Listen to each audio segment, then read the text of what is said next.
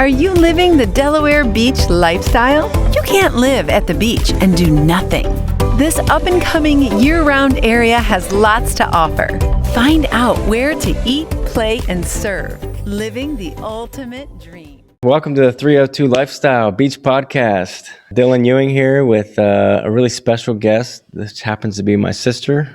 Whether, I don't know what day of the week you talk to her, she might not agree with that. Tamara Miller. And Tamara, how you doing? How did you end up in 302? So when I was in high school, graduating high school, I was starting college in Pennsylvania. We grew up in Pennsylvania. My dad got a job in southern Delaware and the whole family ended up relocating. So I did my 4-year degree in Pennsylvania, and then it kind of worked out perfectly because teaching jobs are very difficult to get in Pennsylvania. I moved to Delaware and got a job pretty quickly. So it kind of worked out perfectly. And that's kind of how I ended up here.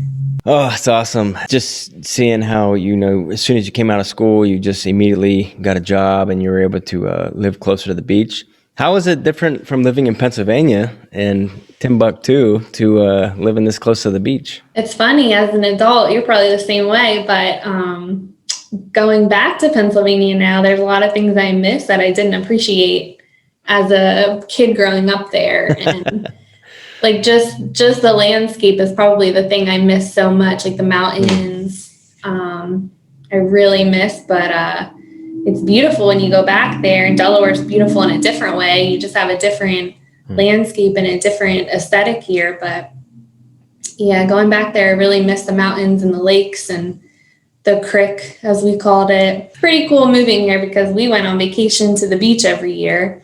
So it was like a little treat for us to have the ocean. But living here, and I'm only 45 minutes from an ocean. It's pretty cool having it whenever we want. Yeah, and it's funny they say, if you ever really love somewhere, don't move there. Yeah, because it changes. Yeah, it doesn't become like a treasure anymore, but... So a lot of people listening probably are coming from Baltimore, D.C., Philadelphia, New York, the hillbillies in Pennsylvania. What was your biggest mistake coming to Delaware, or since you've been here? Maybe biggest mindset mistake? Mindset mistake. Maybe I had a mindset mistake where I would be able to go back and forth as much as I wanted. So I knew I'd miss, my friends I graduated college with and high school with, and our family that's up in Pennsylvania. I knew I'd miss them, but in my mind I said it's okay because we could travel back and forth as much as we wanted. And when we first moved down here, Lewis was 4.5 hours from where we grew up, 5 hours. So it was not as easy as I thought it would be to go back and forth. And that made it a lot harder to transition to fully living down here. Just feeling like that distance was a lot.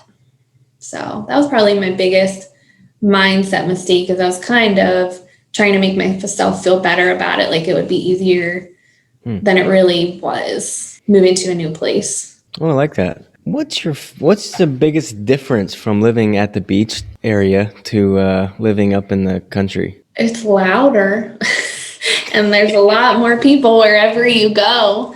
Have you noticed a shift from like the summertime to the winter? Like since you've been here a while now, have you noticed it becoming more like busy year round? Yeah, definitely busy year round. And obviously the summers are worse, but it feels like, I guess Pennsylvania felt very sprawled out. Like you could always go somewhere that was really quiet. And here it seems like it gets harder to find places where no one else is there. So I know a lot of people are moving here and developments are going in left and right. So yeah, I'd say that's the biggest difference is Delaware feels much more compact, and there's a lot more to do in Delaware. In terms of like being bored, you're never bored, which is good. But I guess just a different kind of feeling. Yeah, no, I follow you a little bit on Facebook, and you find a lot of cool stuff to do. What would you say with a dog or something like that? What's your top 3 places? I do miss Pennsylvania a lot in the landscape. So we found some really cool trails that are like on the Delaware PA border that are really cool state parks up there. There's one called Alapoca State Park. There's one called White Clay Creek that we went to before together. Those are really nice. Now, what about down here in the 302 area? Oh, the 302 area. Let's see. We live right across from Killens Pond State Park, not across, but in the same general area. And it's beautiful. And there's kayaking and there's a lot to do. And it's a beautiful trail and it's longer, so it's nice. And Gordon's Pond Trail too is amazing if you have dogs. It gets busy in the summertime, but down in Lewis area, when you were staying down there, did you find any cool trails like that down there? That's where Gordon's Pond is at Cape Henlopen State Park down there. And it doesn't get any better than that in terms of like beach terrain and marsh terrain and seabirds and stuff like that. And it's really long. So it's really nice if you have dogs. Well, me and Daisy try to get out and do something activity-wise. And with everything that happened, I stopped going to the gym. I stopped going places and riding my bike and all that stuff. And now it's cold. But you're just reminding me that like there's some really cool stuff out there. Like, try to get out and go and at least go for a walk. We have a lot of really cool places. You went to school. You came out of that. You came down here and you started teaching. What's one of the biggest myths that people think about teachers that need to be debunked? I would say a myth that I come across a lot is that teachers have a lot of time off. Yeah, I think that. It's really difficult when you hear people say that because teaching is it's one of those things you truly don't understand it unless you're in that job. And it's so professional and so complex and it requires so much higher order thinking to be a really great teacher and have really good instructional practices. But coming along with that, it takes a ton of time to plan to make your teaching as good as it can possibly be. You're planning before school, you're planning after school, most teachers plan at least 5 or 6 hours on the weekends. And then summer comes along with that. We have a ton of professional development all throughout the summer. I think that's one of the biggest myths is that teachers have a lot of time off because even we had 2 weeks off for Christmas break, but such a considerable time is devoted to being best at what you do and, doing everything you possibly can for your kids. So there's a lot of time outside of school devoted to teaching. So it's definitely a big myth. I think people are learning that for sure, slowly, but. Well, especially with parents being forced to stay home and stuff. We're not going to dive into that too much of that. I would go one step further though and say that I think teachers have probably one of the top 3 most important jobs in the entire country. And you hear it all the time, stories of people that became famous or had like big success or even not, and then poor people or something. You'll hear that a lot of their mindset goes all the way back to when they were kids and their teacher said something to them, negative or positive, but you literally have the power to transform and shift someone's entire life just by being present and being there with them. Yep. And seeing you take all that time out of school and just to make sure that you can be a good teacher and stuff to these kids is like really empowering and just really a lot of respect for you and teachers. It's awesome. It's truly an investment in the future. So I think people are starting to understand that, but the world will definitely be a better place if, people invest in their schools and the kids. So what would you say, especially we have a lot of families and maybe people kind of settling down in the beach area to kind of relax and they're coming across their grandkids or their kids at home or anything like that. What would you say is the best advice for someone with children or sending them to school or dealing with any type of child development? It could be even teens. What would you say is the best advice for someone on the other end of this where you're spending a lot of time with kids?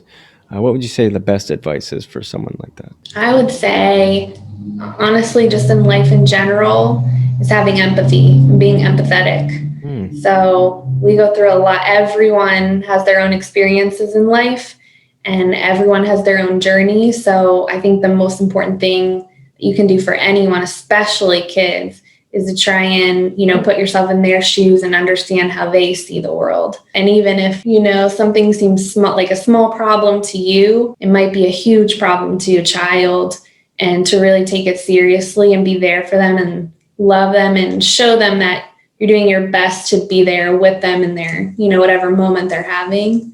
I would say that's in terms of child development and the world in general, I think that's a lot of teachers would give that same advice, I think. Wow, that's really deep. I didn't even, well, no. Like, I love it because that wasn't even in my thought process of like advice. Very cool. And something else that I just recently started trying to do is, let's say, well, I usually check HALT, like hungry, angry, lonely, tired. Like if I start getting like kind of restless or irritable. Yeah, that's me too. But if I see someone that is really bothering me, right? I have this thing in my head now where I'll say, okay, a lot of times when you see someone, sometimes it stems from children having children or something in their childhood or something that they just latched onto this emotion and carried it with them their whole lives. And now they're just running like a program or a habit. And they don't even know they're doing it. And sometimes people are trapped like a prison in their own minds of some trauma or event or something that happened to them. And having empathy is a huge thing in that. And realizing that if you're upset with someone else, it's just hurting yourself. And just to kind of realize that they're their own person, they have their own stuff that they're dealing with. And it goes with kids too. That's really powerful. Let's do it. Lightning round. You ready? All right. What is the best book, tool, or software or video that you've seen, and why is it so great? It could be a teacher role, anything that just stood out to you that really had an impact on you. Well, it's not one I've read, but it's one I'm about to read. And the reviews are really amazing for it right now. And it just came out a little bit ago. It's called Burnout. And I think it's good for a lot of professions and just people in general. But Kenzie, our sister, read it and recommended it to me. And I've heard from a lot of other people, it's just life-changing. And it's about how if your emotions are like a tunnel and you have to deal with them, process through them all the way through the tunnel. And if you don't process them fully, whether it's emotions from job or life or whatever, it manifests somewhere in your body and eventually causes you just to feel burnout in your job or just your life in general. So I just started the beginning of it, but I'm really excited to finish it because I think teaching, especially, people get burnout. There's a big statistic where I think 50% of teachers leave the profession before year 3. And it has a lot to, you experience so many emotions being a teacher. And, if you don't know how to, but I think if you don't deal with them the right way, it causes burnout for teachers. And so I'm really excited to read that book. It sounds amazing. Wow, it does sound amazing. You know me, I love that kind of stuff. Yeah, I didn't experience a big type of freedom in my own life when I was able to kind of release the emotional traumas that I've had in my life. Wow, that's a cool book. I'll have to check that out. What is one question I should have asked, and what's your answer? How about New Year's resolutions? Honestly, I don't have any. Okay, here's one. How would you recommend someone keep a New Year's resolution? I was going to say, maybe don't start it on New Year's. I feel like there's so much hype that happens at the beginning of the year and having a resolution and everything, but I feel like you can start a resolution for your life at any time, right?